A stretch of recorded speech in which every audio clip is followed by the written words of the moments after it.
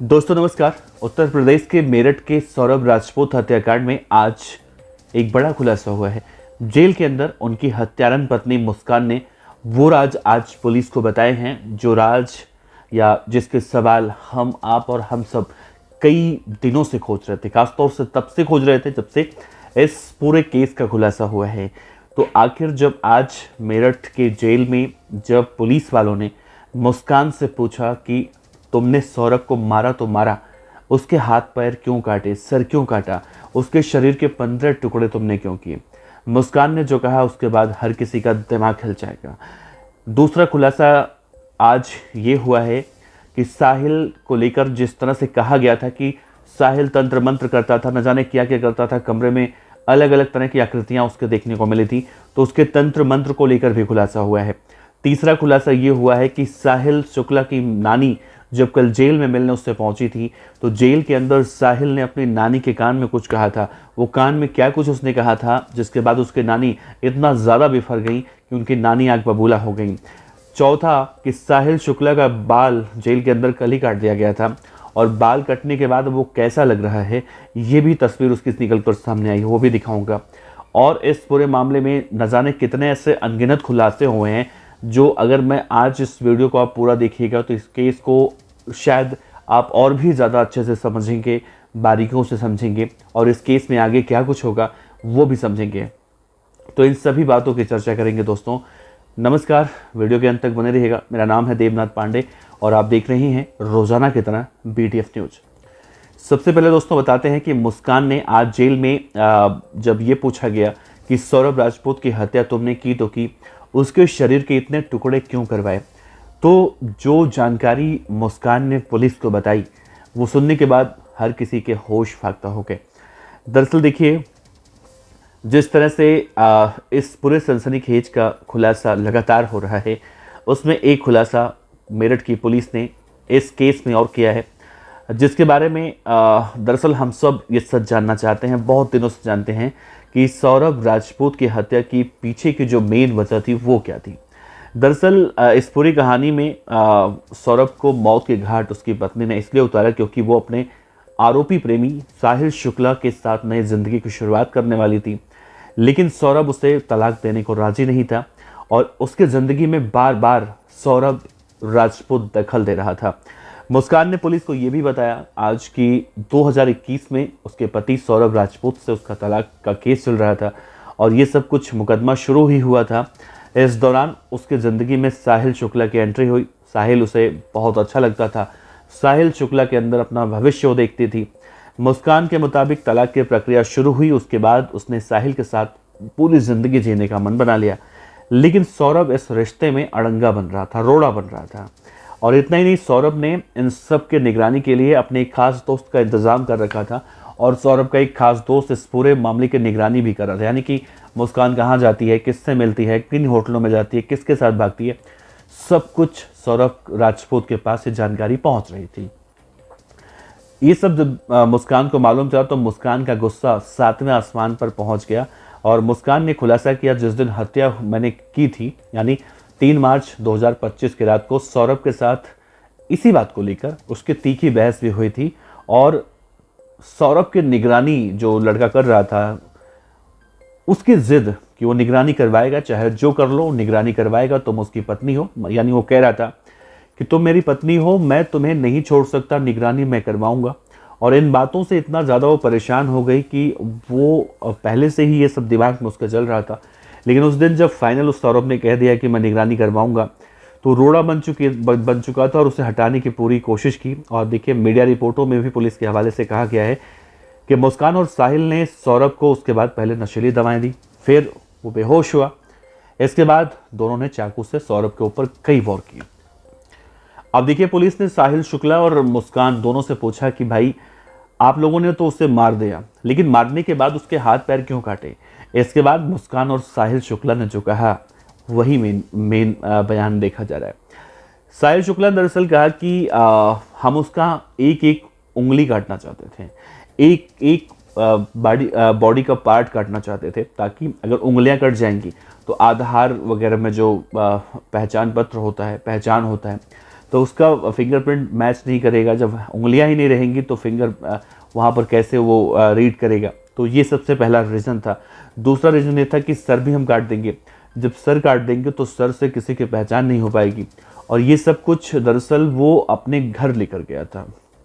दोनों आरोपियों ने इस बात को कबूल किया है कि सब कुछ उन्होंने लाश की पहचान को छिपाने के लिए किया था। उन्होंने ये सोचा था कि बिना सर के लाश की पहचान करना बहुत मुश्किल होगा। हालांकि इस मामले पर काम कर रही फॉरेंसिक टीम को अपराध स्थल पर खून के धब्बे मिले हैं, जिसमें बिस्तर की चादर, तकिया, टाइल्स और बाथरूम के पानी के नल भी शामिल थे। जो जांच करता है उन्होंने अपराध स्थल से वो सूटकेस भी बरामद किया जिसमें मुस्कान और साहिल लाश को ठिकाने लगाने की योजना भी बना रहे थे। हालांकि शव सूटकेस में फिट नहीं हुआ था, जिससे सूटकेस के अंदर भी खून के धब्बे लग चुके थे। अब देखिए, इस पूरे मामले उन्होंने ये भी कहा कि ड्रम में रखने का रीज़न उनका ये था कि ड्रम में रख कर अगर सीमेंट डाल देंगे तो बॉडी 8 से 10 दिन में गल जाएगी और किसी को कुछ नहीं मालूम चलेगा। अब देखिए दोस्तों, इस केस में ये बहुत जघन्य खुलासा है। दूसरा ये कि इस मामले में जो तंत्र मंत्र वाली बातें निकल कर सामने आई थी, ये अभी तक तो पूरी अफवाह बातें हैं। साहिल दरअसल जिस तरह से उसने कहा कि वो अपनी मरी हुई माँ को मिस करता था, याद करता था, और मरी हुई माँ के नाम पर अगर उससे कोई चैट करता, बात करता तो बहुत आराम से सुनता था, और यही बातें मुस्कान को पता थी।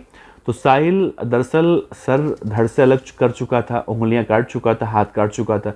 तो वो अपने कमरे पर ले जाके कुछ नया एजेंडा बनाने की सोच रहा था। लेकिन जैसे पुलिस की टीम पहुंची उसके घर पे और पुलिस की टीम ने देखा ये सब कुछ, जिस तरह से उसके घर के अंदर पेंटिंग्स बनी हुई थी और अजीबोगरीब पेंटिंग थी, नेगेटिविटी वहाँ पर बहुत ज़्यादा थी, तो इन सब से एक कयास लगाया गया कि हो सकता है कि तंत्र मंत्र इसमें शामिल हो।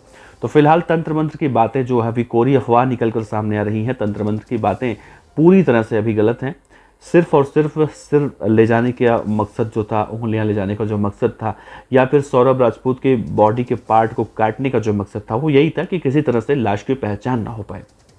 अब देखिए, एक चीज़ और है, कल साहिल शुक्ला की नानी साहिल से मिलने के लिए मेरठ के जिला जेल पहुंची थी। जिला जेल जब पहुंची तो पहले तो उन्होंने मीडिया वालों से अच्छे से बातचीत की, लेकिन बातचीत करने के दौरान जब मीडिया के लोगों ने सवाल पूछा तो बहुत ज़्यादा नानी गुस्सा गई, बेफर पड़ी। और वो एक कहावत है ना कि लाख बुरा सही लेकिन खून का रिश्ता जो होता है वो बहुत मजबूत होता है। तो नानी का साहिल से रिश्ता खून का है। पहले दिन बेशक वो गोलमोल जवाब देती नहीं, लेकिन उनका दिल आखिरकार पसीजा और जेल में मिलने पहुंची। ये बेशक कहती रही कि जेल में मिलने के बाद साहिल ने उनसे बहुत सारी बातें ऐसी बताई हैं जो कान में फुसफुसा कर उसने बातें बताई हैं, वो भी बताऊंगा मैं आपको अभी। लेकिन उन्हें सौरभ राजपूत की हत्या का अफसोस है। इस दौरान उनसे एक रिपोर्टर ने सवाल पूछा कि अम्मा की आपने साहिल से मुलाकात की, आपने साहिल आपसे क्या कुछ बोला, क्या उसके बाल कट गए हैं, आप उसे पहचान पाई, कैसा लग रहा था वो? तो अम्मा ने कहा, यानी साहिल की नानी ने कहा कि अगर मेरा नाक कट जाए तो कैसा लगेगा। यानी उन्हें इतना ज़्यादा बुरा लगा अपने लाडले का बाल कटा हुआ देखकर कि वो बौखला गई, बेफर गई। हालांकि वो बुजुर्ग हैं, लेकिन गुस्सा उनके चेहरे पर एकदम तमतमाया हुआ दिख रहा था। तो नानी को अच्छा नहीं लगा कि किसी का बाल काट जाए, लड़के का चेहरा खराब हो गया। अब साहिल पहले जो छपरी लगता था, अब सीधे सीधे देखा जाए तो ठीक ठाक लग रहा है। इस मामले में जेल के जो अधीक्षक हैं उन्होंने कहा है कि जेल मैनुअल के हिसाब से 2.5 से 3 फीट के बाल की ज़रूरत जेल में पुरुषों के लिए नहीं होती है, महिलाओं के लिए होती है। तो प्रशासन नियमों के हिसाब से उसके बाल कटवा दिया और वो साहिल भी चाह रहा था मेरा बाल कट जाए। तो उसकी नई तस्वीर आई है, जो आप देखिए उसकी नई तस्वीर अब उसमें कैसा लग रहा है।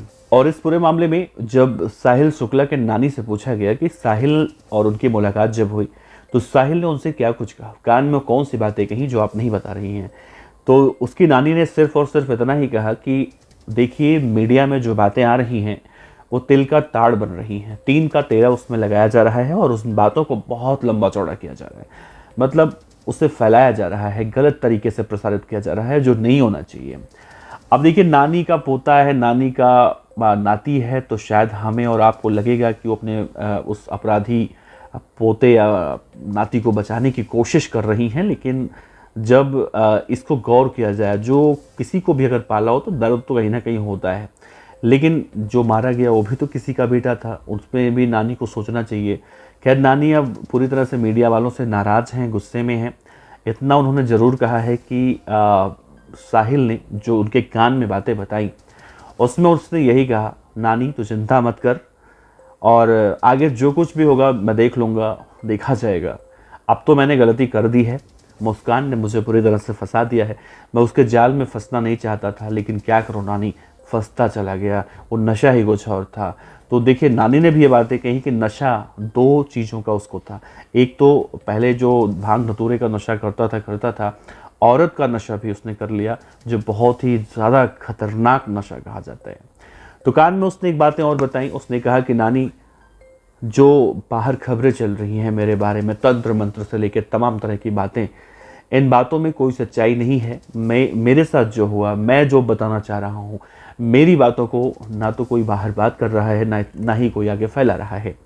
हालांकि इसके बाद मीडिया के लोगों ने नानी से ये भी कहा कि आपका पोता, आपका नाती ऐसा कौन सा बात कह रहा था जो मीडिया के लोग उसे नहीं दिखा रही हैं, उसके खिलाफ दिखा रहे हैं। तो नानी ने कुछ नहीं कहा, कारण मैं कुछ नहीं बोलना चाहती हूँ। शायद वो समझ चुकी हैं कि अब एक ऐसा केस है ये जो शायद अब कुछ कहने और सुनने में इसमें बचा नहीं है, क्योंकि जितना जघन्य हत्याकांड ये हुआ है, वो हत्याकांड शायद ऐसा कभी देखने को मिले कि वो बच के उसमें से वापस आए। अब देखिए इस हत्याकांड के बाद तो पूरे देश में एक बवाल सा मचा हुआ है। औरैया में भी इस तरह का केस हुआ, जब एक लड़की अपने 15 साल, माफ़ कीजिएगा 15 दिन पहले शादी हुई थी, अपने पति को मरवा देती है अपने प्रेमी के साथ मिलकर। आज ऐसी ही खबर उत्तर प्रदेश के गोरखपुर से आई, जब एक पुरुष ने इसी मेरठ हत्याकांड को देखकर वो इतना ज़्यादा डर गया कि उसने अपने पत्नी की शादी उसके प्रेमी से करवा दी, और बाकायदा इसके लिए एक लिखित हस्ताक्षर भी करवाया गया, एक लेटर बनाया गया। गांव वालों की मौजूदगी में उस व्यक्ति ने कहा कि जिस तरह से, हाथ जोड़कर उसने कहा कि जिस तरह से मेरठ में सौरभ राजपूत की हत्या हुई है, मेरी हत्या वैसे ना हो, मेरा हश्र वैसा ना हो, इसलिए मैं चाहता हूं कि मैं अपनी पत्नी की शादी उसके प्रेमी से करवा दूं। तो ज़्यादा डिटेल इसमें नहीं बताऊंगा, बस इतना समझ लीजिए कि मेरठ हत्याकांड इतना जघन्य हत्याकांड है कि देश के अलग अलग हिस्सों में लोग इस कहानी को सुनकर डर रहे हैं, खौफ में आ रहे हैं। तो सोचिए उन लोगों को कैसे राहत मिलेगी जो इस पूरे केस में आरोपी बनाए गए हैं। इस पूरे मामले में दोस्तों अपना विचार रखिएगा। आपका बहुत बहुत शुक्रिया। नमस्कार, जय हिंद।